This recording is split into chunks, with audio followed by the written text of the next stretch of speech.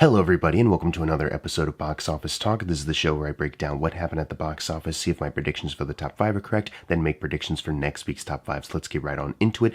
Last week I predicted the number 1 would be Despicable Me 4, number 2 would be Inside Out 2, number 3 would be A Quiet Place Day 1, number 4 would be Sound of Hope, The Story of Possum Trot, and number 5 would be MaXXXine. And goddamn you, Angel Studios, underperforming, MaXXXine doing a little better than I thought. I only got 3 out of 5 of my predictions right for this weekend, so decent, but not great. Some of you did get your predictions right, so here are your shout-outs right now.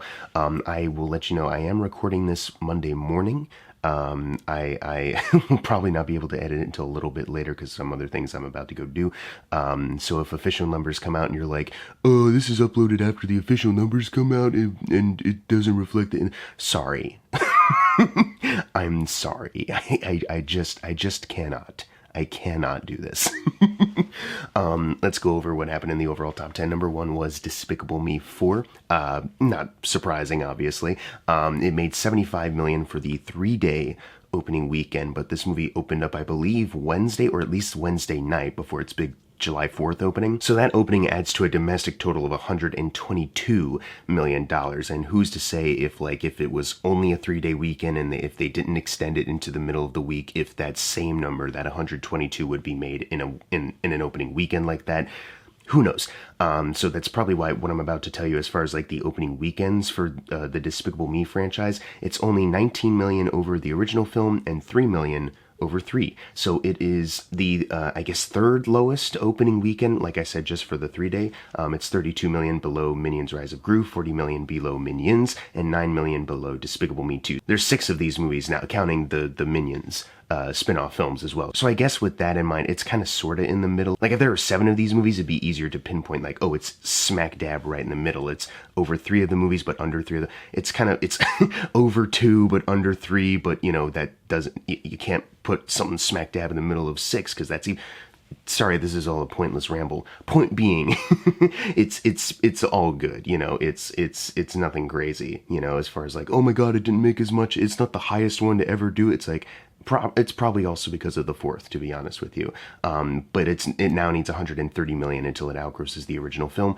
Worldwide, it is sitting at 229 million right now, so it needs 315 million until it outgrosses the original. So this being a new family film as well, Inside Out 2 is still fairly new. It's not like that one has been out for a while collecting money, so I think that, and that one, we'll get to that in a second, but that one's already made its money. You know, Despicable Me 4 will be able to last, I think, a little bit. Well, I mean, I don't think Twisters will be the big competition. It'll literally just be the week after. So I think this weekend and then the next 2, it'll, you know, do really well for itself. And then Deadpool and Wolverine is going to suck up everything. So it still has a chance, because I've been saying recently, like, man, if some other movies this year might have a chance to crack $1 billion, it's Deadpool, Wolverine, and maybe Despicable Me 4, because Illumination at its heights can do that. Some of the Despicable Me Minions movies have done that. So we will see, though, if they have the longevity, you know. Inside Out 2 definitely has, like, the better, I think, word of mouth and reviews.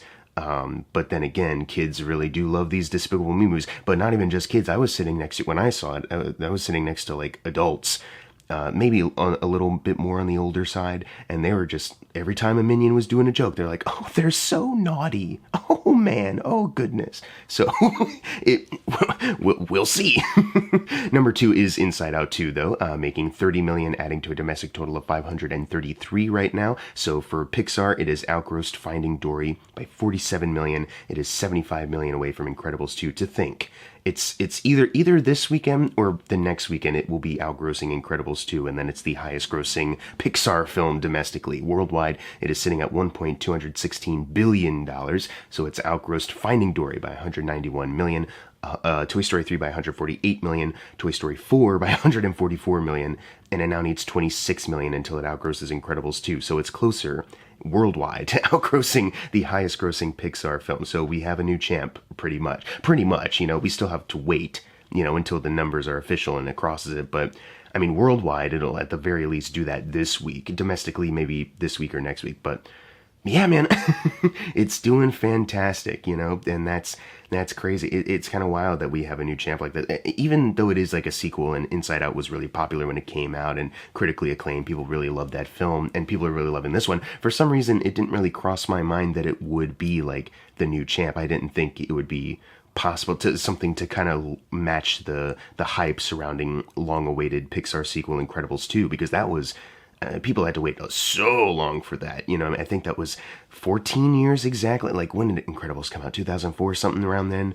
And then Inside Out 2, only 9 years. But, there you go, baby.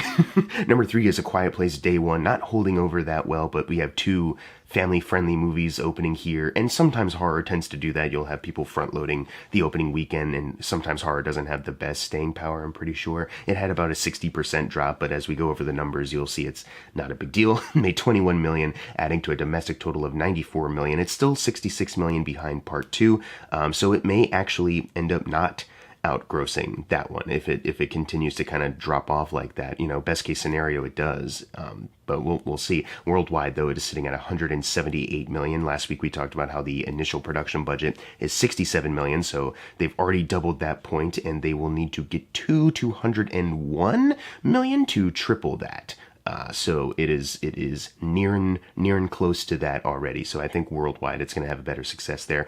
It needs $118 million until it outgrosses Part 2. The thing is that at least here in the States, I don't know about anywhere else, but at least here they have already announced the streaming date for Amazon Prime. I don't know if it's strictly streaming or it'll be available to rent then, but they've already made like a big announcement about it's coming at the end of July, essentially. So if people were like, oh, maybe I'll go see it in the theater. Oh, what's that? It's coming home pretty soon, all things considered.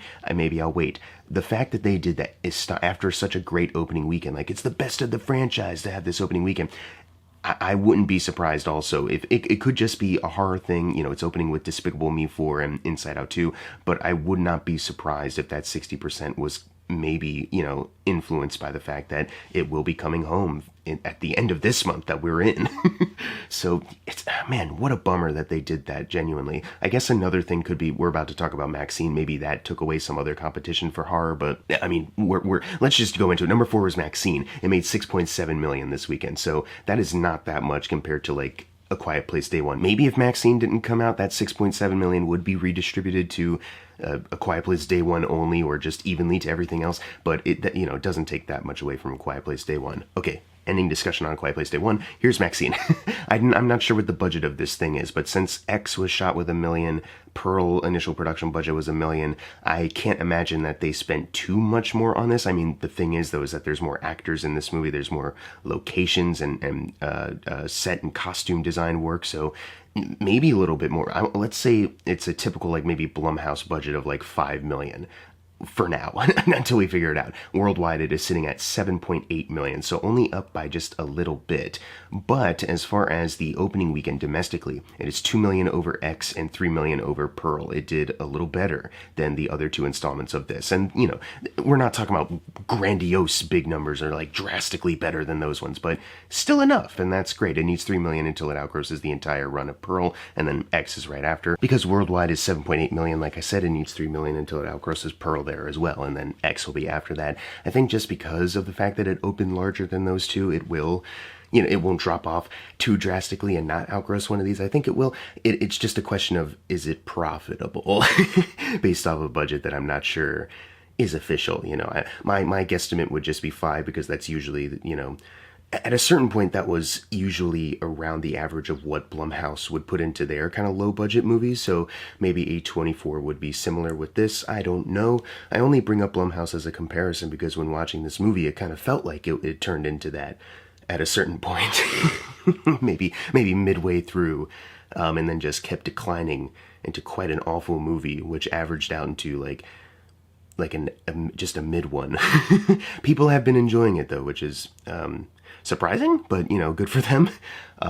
As someone who really loved both of those previous films, I wouldn't speak positively about it if you asked me about it, but I think the cinema score is like maybe B plus, something like that. So people are enjoying it out there, so we'll see how it goes. Number 5 is Bad Boys Ride or Die, making $6.5 million, adding to a domestic total of $177 million. It's sitting behind Bad Boys for Life with $27 million now, so still a little ways to go. Worldwide, it is sitting at $360 million, so $64 million away from Bad Boys for Life. It's the only film they have left to outgross, essentially. It has started to, like, kind of quickly kind of drop off a bit now that we have some of these other, movies coming out, but it's still tripled its $100 million budget. If it makes exactly 40 million more, it will quadruple it. And as far as like the box office numbers at this point, that's all that matters, is if they can keep doubling up on on that initial production budget. So if they can clear 400, that's a pretty good sign, I would say.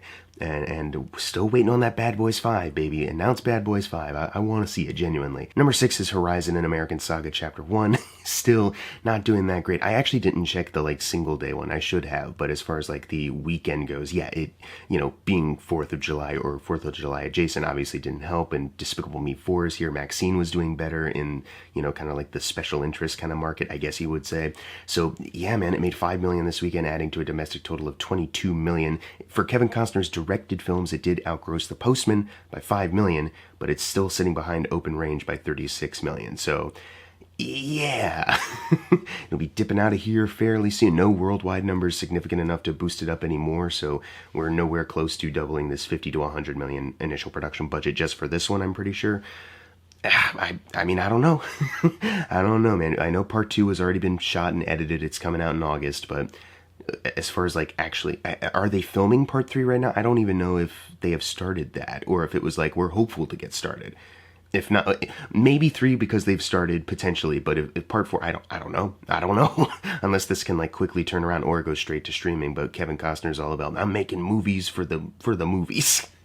Anyways, number 7 is Sound of Hope, the story of Possum Trout. What I was saying last week as far as it sounds like it's related to Sound of Freedom. Who knows if it actually is. Apparently that didn't work though. Made $3.2 million, adding to a domestic total of $6.8 million, only on a budget of $8.5. So a fairly low enough budget, but there's no worldwide totals to boost this up right now, and it needs $17 million by our logic to be considered a success right now. It's not looking great, or that it will have this significant staying power to do so. Sound of Freedom might have just been the biggest fluke of all time from Angel Studios, and also the biggest con because of their pay it forward campaign. Who knows how many people actually saw that fucking movie, because you can just pay for a ticket, you pay it forward, but not necessarily everyone's going to claim that ticket. So it's kind of it's technically money is going to it. Someone has paid for it, but how many people have actually seen it? Who knows? Is this even... Whatever. I don't need to go into that, because some weirdo in the comments is going to be like, actually, it was really great, actually. Even though the guy in real life that they're portraying as a hero in the movie is a big sex pervert. At number 8 is Kalki 2898 AD. It's still here. I was kind of surprised to see that it didn't just drop off tremendously. But it made $1.8 million, adding to a domestic total of $19 million. Worldwide, it's only bumped up a little bit to $21 million. So, I mean, the fact that it's still here, that's pretty good. I thought, talking about it last weekend, it was probably going to dip, just out of here, but... the surprise of last week, it's here, There you go. Number 9 is The Bike Riders, making $1.3 million, adding to a domestic total of $19 million. For Jeff Nichols, it's $2 million away from outgrossing Mud. And then worldwide, sitting at $29 million, also $2 million away from outgrossing Mud. So, yeah, it's still disappointing, nowhere close to even crossing the initial production budget of $40 million. Don't even have to double it at this point. They still couldn't even cross it over. I feel like if you could release this at maybe any other time, when it's a little dry, maybe a September or April, and you give it just a bit more of maybe a boost, get people really aware that this is coming out, or I don't know, man. Oh man. And of course it also doesn't help that it was announced that this was coming to stream, I think even sooner than A Quiet Place Day 1. So check out The Bike Riders. Let's make it a hit on the home video market. And finally, closing out the video, number 10, Kinds of Kindness. I feel like this closed out the video last time too, if I'm remembering correctly. Yeah, this is still kind of clinging on to for dear life. It, had a better staying power than Garfield and If and Kingdom of the Planet of the Apes. So, that's got to say something. Made $860,000, adding to a domestic total of $3.8 million. So $6 million away from Yorgos' The Lobster. Worldwide, it is sitting at $5.9. Which places it $5 million away from Sacred Deer for Yorgos. Still nowhere close to doubling that initial production budget of $15 million, but I was kind of theorizing last weekend, this might be just a, hey, we had a big hit with The Favorite. I'm doing this other, based on a book thing with Poor Things, and I'm, it's his most, accessible movie, with it still being as weird as fuck as it is. So I was theorizing Kinds of Kindness was probably his hey, I've been doing these hits for you, why don't you do a little something for me? That kind of movie. So I don't think similar to kind of like how Beau is Afraid, that one didn't really make money, but it was kind of like, that's probably just one for Ari, and then he's still going to work with A24 after with Eddington. So it could be that same situation, except obviously not as big of a bomb because Beau is Afraid is 35 million and this was 15 million. Anyways, now it's time for the fun part, the predictions for next week's top 5. Number 1, I think will be once again Despicable Me 4. And then number 2, I think will still be Inside Out 2. I think that'll still be able to cling on, and these two being out in theaters at the same time might benefit, in that way. Number 3, I think will be Fly Me to the Moon. I might be way off on this. Who knows if this has the best marketing push, or, if people are that interested to see a rom-com centered around the moon landing. But we had some early access screenings Friday night, Saturday night this past weekend. I saw it was cute, so maybe word of mouth will already start to spread on that, and people looking for a rom-com like Anyone But You, or even The Lost City, I guess, Channing Tatum, same kind of crowd. Maybe they will show up for that. I don't think it'll be a big hit though, but maybe it'll be enough to get to number 3. Number 4, just based off of the insane, wonderful marketing alone, but based off of the theater size when I got to get my tickets, I think number 4 will be Longlegs. So I think this could have the potential to do exceptionally well. It just really depends. I'm hedging my bets that it'll get to number 4. I haven't looked at anything yet. I usually do it when it actually releases in theaters. I'm not sure what the budget of this thing is yet. I'm not sure what tracking is saying as far as like if it's really going to break out. It could just be this movie with this great marketing, but people are like, I don't know if I can see that. We'll see. I'm hoping that this does really well. And then number 5, A Quiet Place Day 1. But what are your predictions for next week's top 5? Leave them in the comments below. And as always, thank you guys for watching. Make sure to subscribe. I'm Jackson Fulcher. See you guys next time.